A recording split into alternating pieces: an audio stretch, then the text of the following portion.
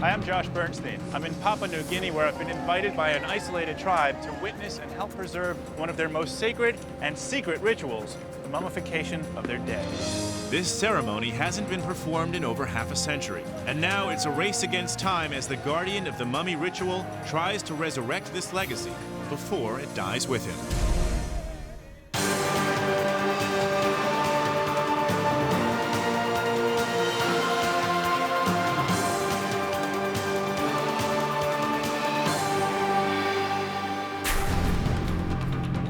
Papua New Guinea, an island nation with active volcanoes, mountain terrain, and dense rainforest. This is a country where some tribes once practiced cannibalism. And even today, it's believed there are still uncontacted civilizations in these jungles. This is one of the most remote and primitive places on the planet. Just north of Australia, Papua New Guinea is the eastern half of New Guinea Island. My destination is Koke, a village of the Anga tribe. And the best way for me to get there is to fly into Asiki. There's Asiki. You can just make out the town as well as the runway. It's not frequently used. I'm told they had to clear it in order for me to land. I'm meeting with Ulla Lohman, photojournalist and tribal researcher that has spent the last 5 years traveling from her home in Germany to visit the people of Koke. Hello! The chief of Koke specifically asked Ulla to help him revive a lost ritual, and Ulla in turn invited me. Oh, how are you, Josh? Hello. Nice to meet you, Nice Josh. to meet you. Nice to look at this. You got the whole village is here. We have ways to go. Let's go. Okay. Goodbye! It's a few hours by foot to Koke, a remote village of only 70 people. There's been very little Western influence on their way of life. I'm here to document an attempt to bring back a lost tradition, the mummification of their dead.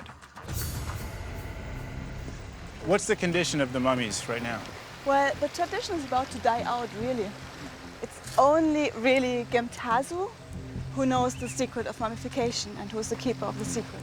Ulla tells me that Gemtasu, the village chief, is the only elder alive in Koke who has actually performed this secret ritual. Really? So he's like holding on to this ancient knowledge. Yeah, he's the gatekeeper. So Ulla has just told me we are minutes away from Koke. Yeah, it's really close. Yeah? It's been said that the Anga were the most vicious tribe in all of Papua New Guinea. And even though Ulla told the chief I was coming, there's no telling how the village will react. I see people. Good. This should be interesting. At the entrance to Koke, Hello. we're greeted with silence. It's awkward and threatening.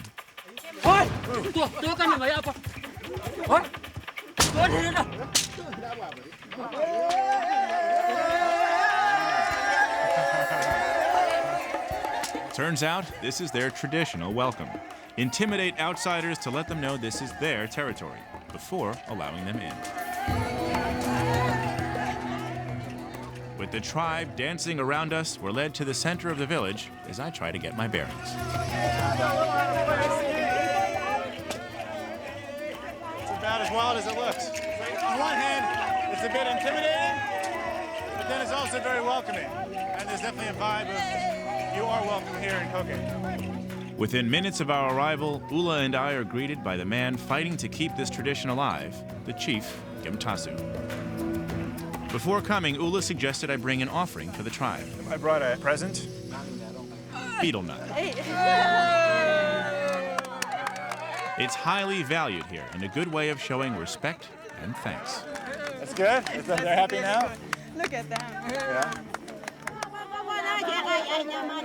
What I've just given them is a bag of betel nut, which is actually the seed of the betel palm tree.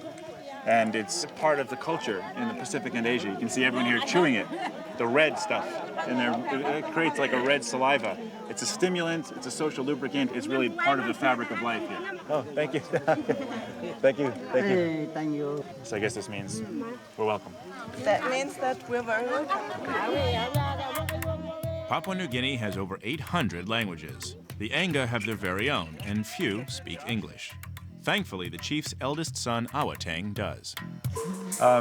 Actually, the first question, if I can ask the chief, is tell me the history of the ancestors and mummies. So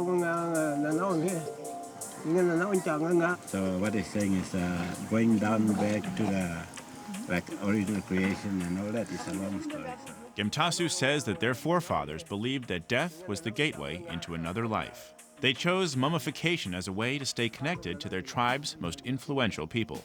And in return, the mummies oversee and protect the village. So when was the last time a person in Koke was mummified? Gemtasu says that the last person to reach immortality was his own father, Moimongo, whom Gemtasu himself mummified when he was a boy. He said he was 15 or something when his father was mummified. So it's been, I would imagine, 40 or 50 years since someone's I think been 50 years. Yeah. An entire generation has passed since the last mummification, and interest in the mummies by the younger Anga has disappeared. The tribal elders explain why. Right after Gemtasu mummified his father, religious missionaries visited the region. They helped end decades of tribal wars, but they also imposed Western beliefs. Awatang claims they told the people of Koke that their practice of mummification was unsanitary and illegal. Do you think Josh would be allowed to see the mummies? Can you ask Gemtasu for permission, please? He's saying, I will still go with you now. Thank you. You have to know we're meeting his ancestors. It's not they are dead bodies or mummies, it's their spirits, so they are alive. See? That's the villages. They put them up here so they can protect everybody in the valley. After a steep hike high above the village, Ula and I finally reach the sacred cliffs, where the ancestors await my arrival.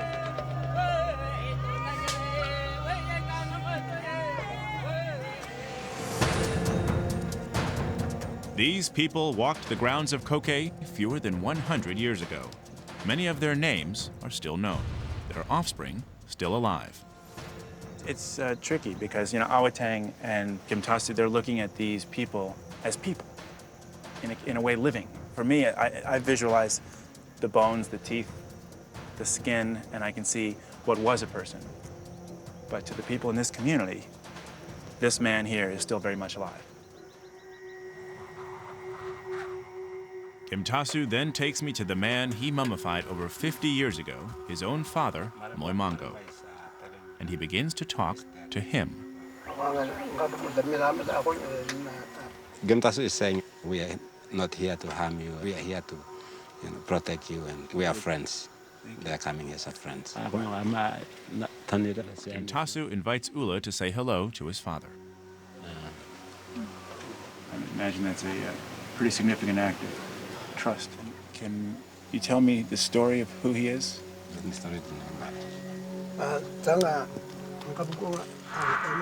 I learned that Moimongo was a great warrior who protected his people through years of tribal conflict. And when he died, he was put here. So Moimongo was, in a sense, like the last of the old warriors. Yep. Then Gemtasu reveals his true dream, to be placed here on this sacred cliff next to his father. He wants to be mummified and live among the sacred ancestors of Koke. Okay, yeah, he's saying, I really love to be here. I don't want to be in a cemetery. So I want to be really here with my father because we are owners of the stone. So stone, nobody can break the stones. Stone like this? Yeah, stone like this. Nobody can break it, and we are warriors and we have the strength of this stone. Why the urgency now? Because Gemtasu's had his whole life to transfer that knowledge to his sons or to other people in the village. When the missionaries came, they said it's bad. So we thought that was the end. But until Ula came, she talked to the law firms and the lawyers. She said, you still have your legal rights to preserve your body and continue your customs. Awatang explains why there's urgency. His father is very sick with the most common killer in this area of Papua New Guinea, chronic malaria. He always comes to us and says, I'm already sick and I might die tomorrow, and what are you people doing? Are you going to preserve me, or you are just going to go and throw me in the grave and forget all about me? So this is a tremendous amount of pressure that he feels. He has to pass on this knowledge. He's always pressuring us.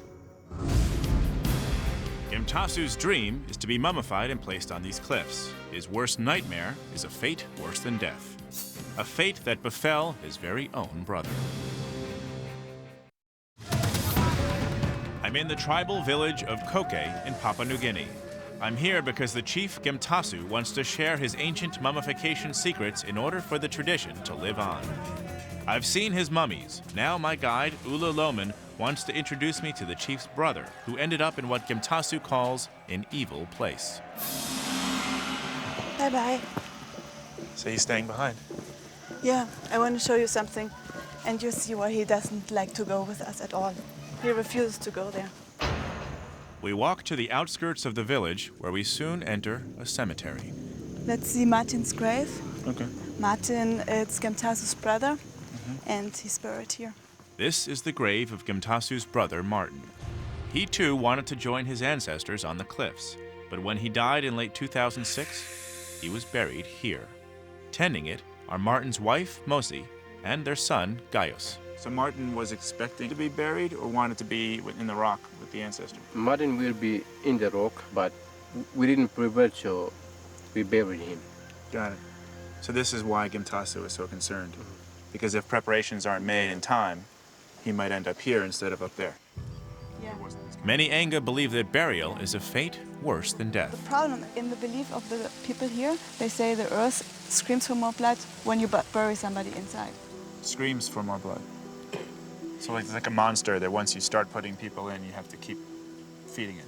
So that's why for centuries everybody was buried just on platform and trees. You see a tree like that, and they put platform across, and everywhere you walked in the forest, you could just meet dead bodies because they did not want to bury them in the ground. Martin didn't teach his sons how to mummify him. Gemtasu fears if he waits any longer, he'll suffer the same fate. That's what he hopes afterwards, that everybody knows how to mummify him. Well, today is a very exciting day. It is going to be the day that Gemtasu begins teaching his sons how he wants to be mummified. We don't have any human bodies to practice on, so Gemtasu has arranged the next best thing, a really big pig, since the process is pretty much the same. This is also an incredibly historic day. It is the first time this ceremony has been witnessed by anyone outside this village. This process is truly unique. Unlike the ancient Egyptians who took out internal organs and used a salt-like mineral called natron to dehydrate the body, the way they make mummies here is by smoking the body completely whole. This is done inside a smoking hut, built just for the ritual. It's roofed with palm leaves and has windowless walls made from dried pandanus leaves. Should I come with you? Yeah? Ula is already at the hut with Gemtasu, who has asked her to document the process with photographs. See, they already got the pig ready for us. Yeah. Hi, Awatang. I'm so glad to see you. So this would be the body. Yeah, that's our body. But before we can begin, the pig needs to become a bit more human. First, it's gutted, because pigs have so much more fat than we do, it would never mummify properly. Then fire singes the hair off, and boiling water makes the skin thinner, more human-like. So this process you would not do with Gemtasu. No, it's because this is just a pig. So from here the ceremony starts. Yep. The ritual begins by breaking arrows as a symbol of respect for a lost warrior. And so if this was your father, you would be breaking arrows too. Yeah. Next, the pig is carried into the smoking hut. From this point on, everything that happens to this body will happen to Gemtasu himself.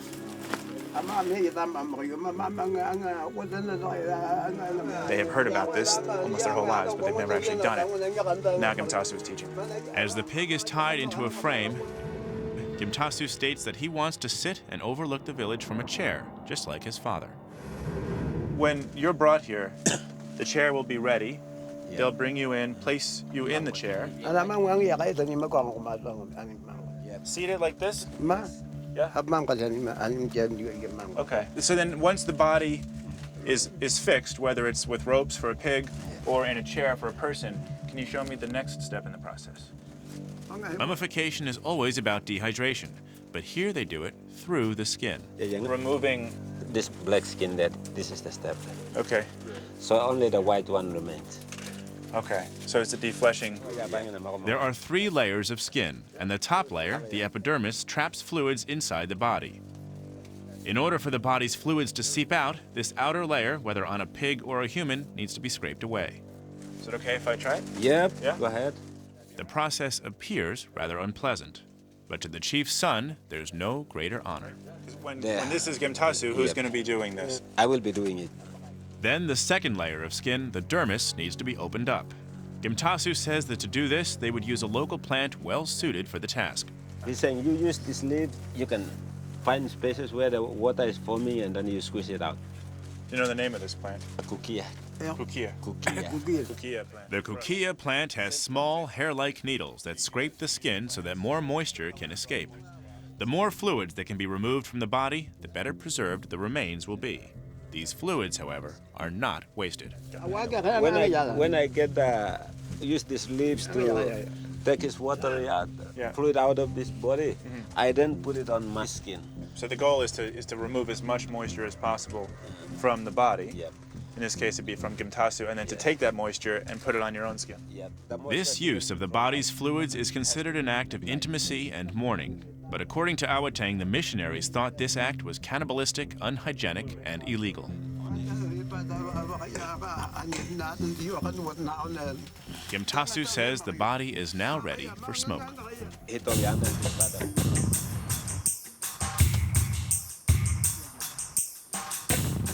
So we quickly learned after making the smoke that up there is impossible to stand.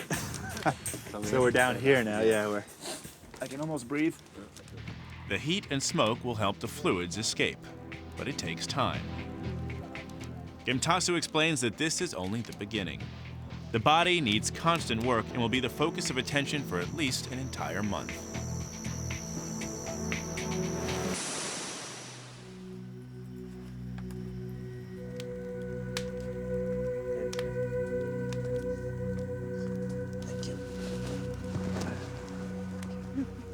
I've been given the rare privilege of being in the smoking hut with Gimtasu and Awatang and some other members of the tribe who are tending to the smoking process, which is 24 hours a day.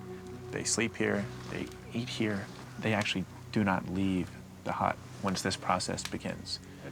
It's a little surreal because on one hand, Gimtasu is teaching people, do this to my body, which is, for me, as maybe for you, a bit morbid, a bit somber, and yet everyone is focused on this is Gimtasu's dying wish and let's make this happen, and if you can teach us how you want it to happen, we're there for you. As for the mummification, Awatang tells me the smoke and heat will continue to bring internal fluids to the surface, and when ready, they'll need to be removed. But for now, the elders keep the fire going, cook their sweet potatoes, and quietly celebrate. But restoring a tradition is more than just passing along knowledge. Gimtasu must find a way to inspire the entire village so the ritual can live on from one generation to the next. I'm visiting the Anga people in Koke, Papua New Guinea to witness an ancient mummification ritual. I've learned the first steps of the secret smoking process. So the goal is to remove as much moisture as possible and put it on your own skin. Now I'm hoping to discover what makes the procedure here so incredibly effective and so unique. Gimtasu is called. Yeah. It's been a few days since the smoking started, and Gimtasu and Awatang have invited me in to inspect the progress. Wow, it's come a long ways. It's looking like it's draining quite a bit. It's not easy breathing in here right now. The body was moved from a vertical position to a horizontal one to better drain the fluids and help dry out the carcass. A little moisture, a little sponginess, but certainly dry. Deeper fluids are now rising to the body's surface, and these also need to be removed. Gimtasu explains that this must be done manually, massaging the body and soaking up the excess fluids using absorbent ochre clay. He will just take the ochre, put it on his skin first. It's just ochre and water. Yeah, ochre and water. So the ochre acts as a absorbent. Yep. It soaks up the oil, because like in my hand. So the ochre actually draws the oil up. Once again, the fluids are rubbed on oneself in an act of mourning and intimacy. And this is exactly what he did when he was working on my mom. Yep. Everyone who is working on mummifying the body, they all must put the ochre on first. Do you think, Awatang, when the time comes for you to perform this on your father, that you will appreciate the hands-on experience that you've had here? Yes, we have learned a lot. It's clear Gimtasu is passing along his knowledge, a vital step towards achieving his dream. But making a mummy is only part of the chief's plan. He also wants to explore what can be done to preserve their mummies, starting with his own father, Moimango. Moimango is coming down to the village. Moimango's coming, yes. Looking at the state of the bodies of the ancestors, it's obvious that they're deteriorating pretty badly. And this is of grave concern to Gimtasu, not just because of what it means for the ancestors, but what it might mean for him. Apparently he comes down to the village quite regularly. Today he's coming for a checkup. Tokay has another visitor, mummy expert Ron Beckett. Ron is a professor of biomedical sciences and has used that knowledge to study hundreds of mummies from all over the globe. Ron. It's a pleasure to meet you. Ron is a well-known expert. Ron's here to try to repair the effects of 50 years of degradation and decay. You got your work cut out for you here. I think so. He's been in the environment quite some time. Gimtasu suddenly sits down, but it's not for ceremonial purposes. It's because of his weakened condition. Gimtasu has symptoms of malaria today because of the recent cold weather. You see his hands shaking a little bit. Even while sick, the chief refuses to leave his father. May I look closely at him? May I touch? It's okay. Ron immediately notices the green fungus on the tips of Moimango's fingers and toes. It almost looks like a lichen. Lichen's a combination of algae and mold, algae and fungus. It's a symbiotic beast, and I mean, they can decompose rocks over time. Ron looks at the skin, the bones, and the skull, and then gives Gimtasu his assessment. Gimtasu, I think he's in okay shape, but we'll see what we can do to help. So he's saying, I will be happy. We'll do our very best. Thank you. Ron has seen plenty of mummies, but never one being made using the Enga's unique process. Oh my gosh, that's great. It seems like it's coming along. Gimtasu says when he's up here and Yandeng and Awateng are massaging the fluids out of his body, he says it'll come out much more easily than the pig has been. But the process, according to Gimtasu, is 5 days of dehydration, 30 days of smoking. Excellent. 30 or 40 days. Yeah. The fat holds so much moisture, and moisture is the enemy of mummification. Ron tells me that massaging fluids out of the body deprives flesh-decaying bacteria of the fluids they need to survive. And the smoke stops aerobic or oxygen-dependent bacterial infestation. The smoke helps slow down the enzymes from the aerobic processes, and the dehydration really helps with the anaerobic processes to slow them and stop them. Without the smoking, microorganisms from flies, maggots, and flesh-eating parasites can decompose a corpse within days. But with both of these methods, the entire body, internal organs and all, can be preserved. How does this compare with, say, Egypt or South America? Well, I think this is superior from what I've seen. But I'm surprised to hear you say that this process could be considered better, more effective than the Egyptians, because the Egyptians, they were obsessed with this. Yeah. Now, the reason I say I like it better than the Egyptian in that the body is complete, it's intact. They didn't have to take organs out. Here, they used what they had in their environment to become masters at their process here. Working on Moimango, Ron learns a lot about the techniques used to mummify him. What's this, fiber optic and a camera? That's it? And the shocking truth about his death. Oh, yeah.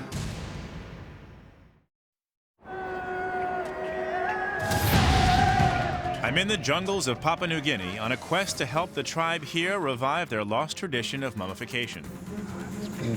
To ensure the legacy lives on, the chief has asked mummy expert Ron Beckett to help prevent any further decay on the existing mummies, including his father, Moimango.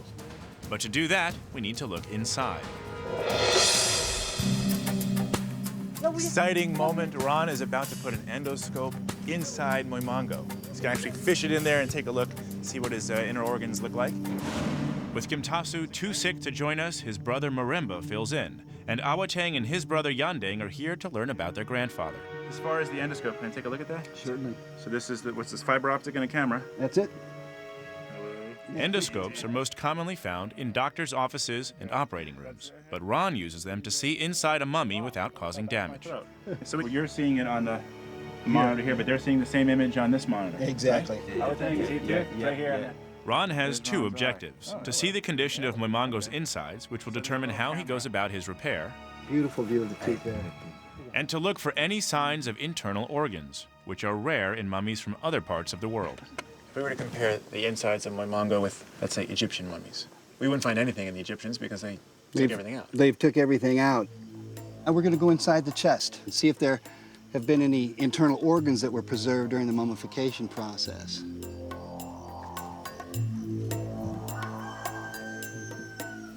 So far, his right chest doesn't show any residual organs like lungs and the heart. I'm going to try to change angles and head over to the left side. Ron's initial search doesn't reveal anything, but then he finds something. Oh, yeah. Excellent. So that's a piece of lung, I would think. Very important piece of information. It's very small, but it tells us that the mummification process is very, very good. So this little piece of lung here is a very important find. Ron then notices a unique pattern on the lung that survived the mummification.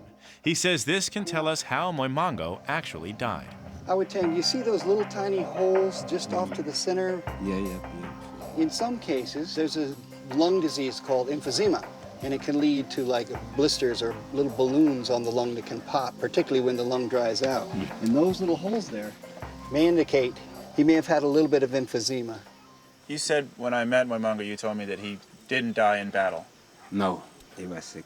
Maremba tells me that his father came home from a tribal battle and told his family that he was very cold. He lay by the fire, and within just a few hours, he passed away. We suspect malaria. Malaria, or maybe really bad pneumonia. That's what I'm thinking too.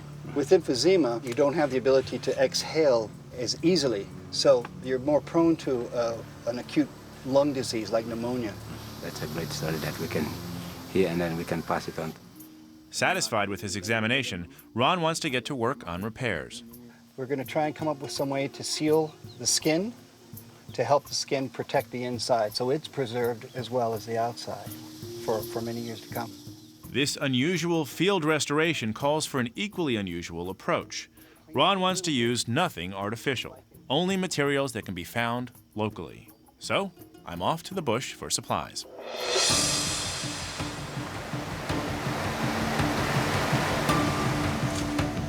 Got some machetes, some bags, some jars. We're gonna gather what we can from the forest, and if we're lucky, we'll find something that can help Ron preserve the mummies here. Like many cultures in Papua New Guinea, the Enga have an intimate understanding of the resources of the jungle. Ron said he wants something sticky, like glue, so they're taking us to collect sap from a special tree. Komake tree, okay. So see how they're cutting the tree? And they basically collect the sap inside some leaves. Traditionally, the sap is used to heal wounds. And that's why I thought it would be probably good try to heal Moimongo's skin with it. Let's gather it. The sap is, when it comes out of the tree, it's pretty runny. See the difference? This here is like liquid, whereas the older stuff, it's like taffy. After gathering plenty of sap, we head off to a different tree. And this time we want the inner bark. So you're saying traditionally this is used for houses as cordage, and we're going to use it to try and lash the bones to the skin. What's the name of the tree? Hauta. Hauta. The hauta tree. Good for binding homes and mummy bones. It's a little slippery. I refuse to be beaten by a tree. That's incredible. Let's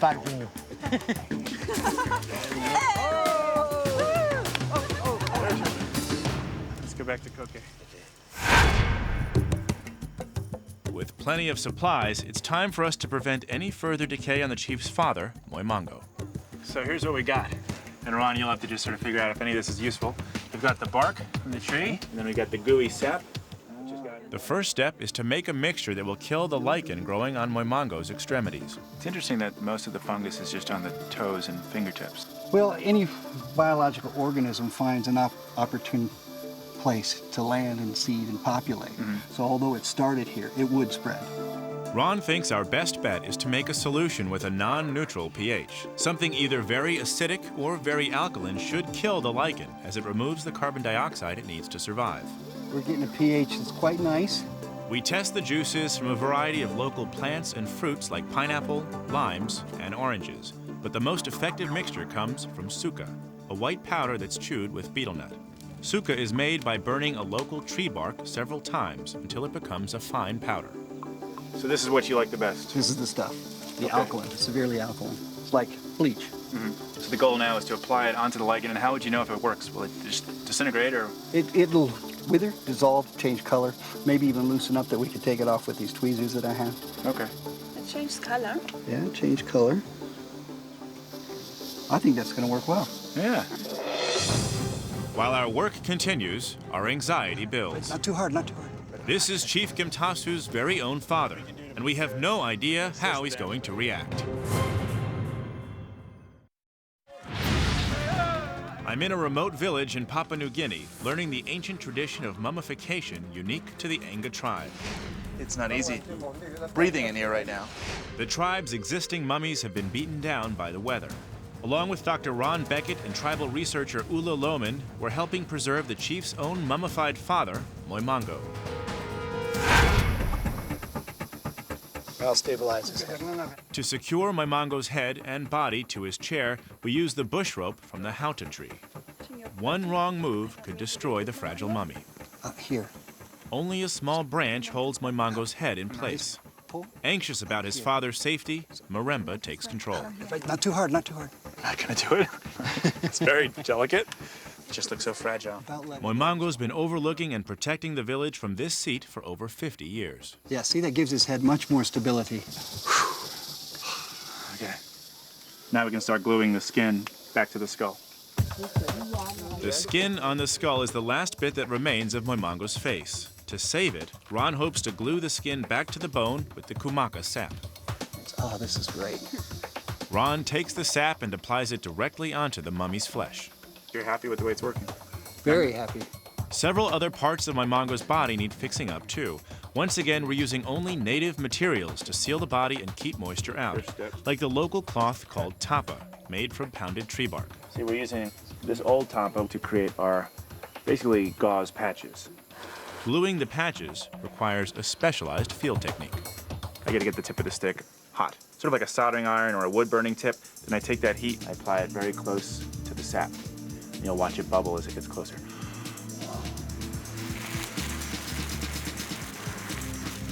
And without burning my face. And without burning my mango. It liquefies the sap, I remove the heat, and it smooths out the glue. And then it's done. Voila! We could use this to bind basically anything back onto his body, right? Yeah. Patches, I think so. bone, skin. And I think we still have a lot of work to do. But he looks much happier. With the techniques and materials tested on Moimango, Ron now wants to pass along that knowledge to the village. I think what we've learned, the technique, the technology, the materials from the jungle here, we have a lot that we can offer the village. And I'm looking forward to teaching them a little bit more up on the hill. So that would be the next step. That's Having it. started with Moimango, we're now, you want to move on to the other mummies. Because once we have to leave, it's their baby.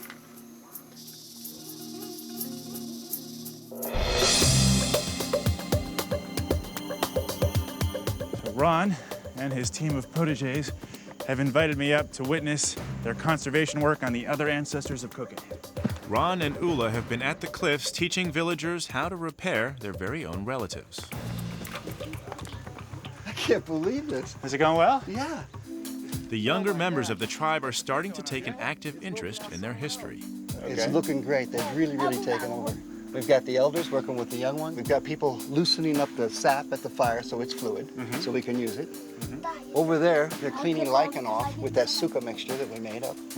And see, I also told them to treat the wood for the lichen, because I'm afraid that the lichen would just spread on the body, because the whole basket of this person was just completely covered with lichen. Here, these guys have got this one almost done. They've got the sap, they've got the patches on. I love the fact that you have kids and an elder in traditional clothing working side by side. It's pretty cool. I think we've got a really nice learning process going on here. Easy with the head? What was your assessment as far as the condition of these ancestors? About the same condition as Moimongo, maybe a little further towards deterioration. But they're certainly workable. So the work that they're doing here now is really going to help preserve these mummies for several decades.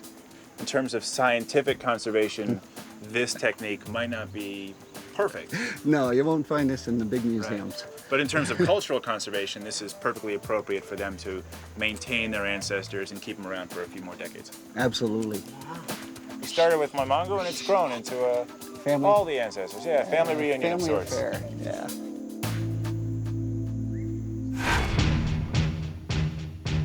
With Ula and the villagers hard at work, Ron and I head to the smoking hut for one last look at the mummifying pig. It's been almost a week since the smoking began, and according to Gemtasu, it needs to continue long after we're gone. It's definitely drying out. How long has it been in? 6 days into it. Even at this stage, we can see that the smoke is having an effect. You look at the legs, they're practically mummified, even though they look really dry. There's still some moisture in them, so the process does need to continue. But for 6 days, amazing. Ron and I have seen hundreds of ancient mummies, but they were all made by civilizations that lived centuries or even millennia ago. But Ron believes since Gemtasu plans to be mummified in the modern world, he could have an impact on more than just the people of Koke. If Gemtasu becomes a mummy, he'll be giving a gift to his people, and maybe some of them will want to continue on the tradition. But I think from people who study mummies, they'll be giving us a gift as well in the science community. So it works for him and it works for the world. You got it. But the tribe's ritual can live on only with the full support of the village. Everything hinges on Gemtasu's reaction to his newly restored father.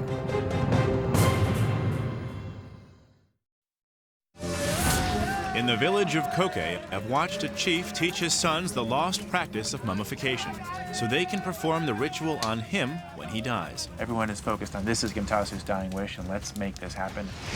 But Gemtasu has another goal: save his own mummified father from further decay. You got your work cut out for you here. Under the guidance of mummy expert Ron Beckett, we removed damaging lichen and repaired gaping holes and eroding skin. But will Gemtasu approve of the work done on his father? Doctor, Josh? the patient, prognosis? I feel joy. Excellent. I think the prognosis is really good. Big thing for me is the head is much more stable. Part of the restoration process was to reassemble broken neck vertebrae to make Moimongo's skull more stable. Oh, look at that. Doesn't move at all. Yeah. Additional gaping holes on his body were patched, and the skin on his legs was secured by rewrapping them with new bush rope. So Moimongo is, for all intents and purposes, complete. Right. Mongo is ready to go. I guess, though, it's not up to us. It's up to Gemtasu to see what he thinks, right? That's right. I'm anxious to see that. Over the last 50 years, Gemtasu has watched his father go from tribal warrior to decaying mummy. It's been his dream to restore the tradition, but also to save his own father. Gemtasu's coming, and I think you, as the prevailing physician of the patient, should present Moimongo to his son.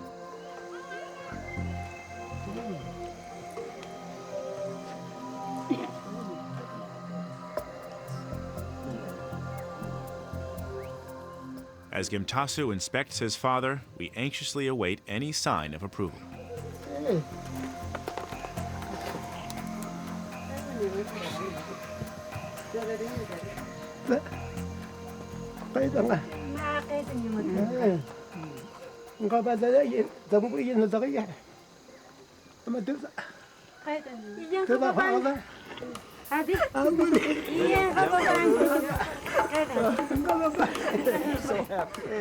Gemtasu is so overjoyed seeing his father brought back to life, he begins to dance. I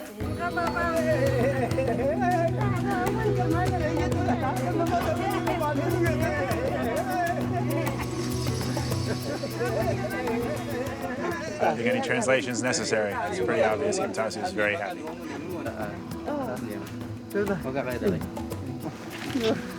I'm glad you like the work. Yeah, he's very, very glad. That's what he said.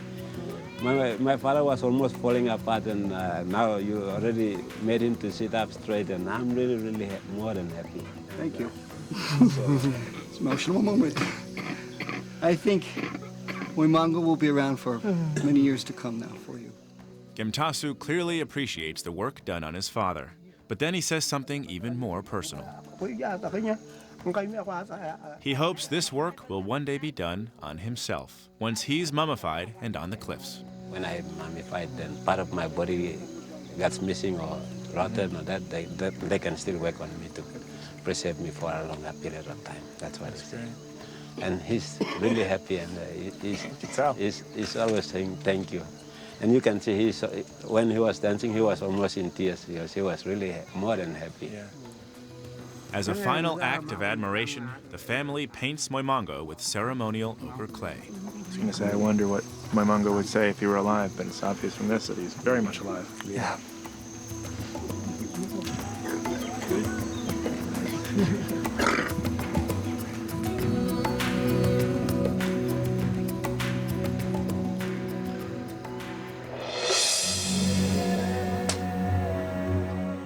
As we head back to the sacred cliffs, there's a new feeling of hope. The mummification process is no longer Gemtasu's secret. The tradition is shared by everyone. What's different about this picture? For the traditionals, everyone is in their old clothes. But Awatang and I were just commenting, the kids are coming up.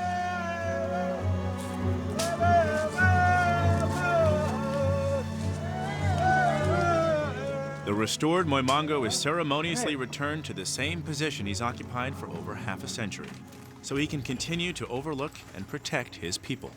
This is Moimongo's spot. Good? Good? He's back home? No. He made the return trip safely. With Moimongo back in place, dozens of villagers begin to come up close to the mummies. I'm told that this is an appreciation never seen before today. Is this the greatest number of people ever to have been up here at one time? Yeah. Really? That's the biggest number. And the most number of kids too, I would assume. Yeah. So they're telling stories about their ancestors. Yeah. And most of them don't know, so they're asking, and the others who know. Like introducing them. Introducing them to them. This kind of interest in the tribe's ancestry and heritage is what Gemtasu has been praying for years. Then Gemtasu. He's got to be the happiest guy in the world. So the chief calls for a celebratory village feast.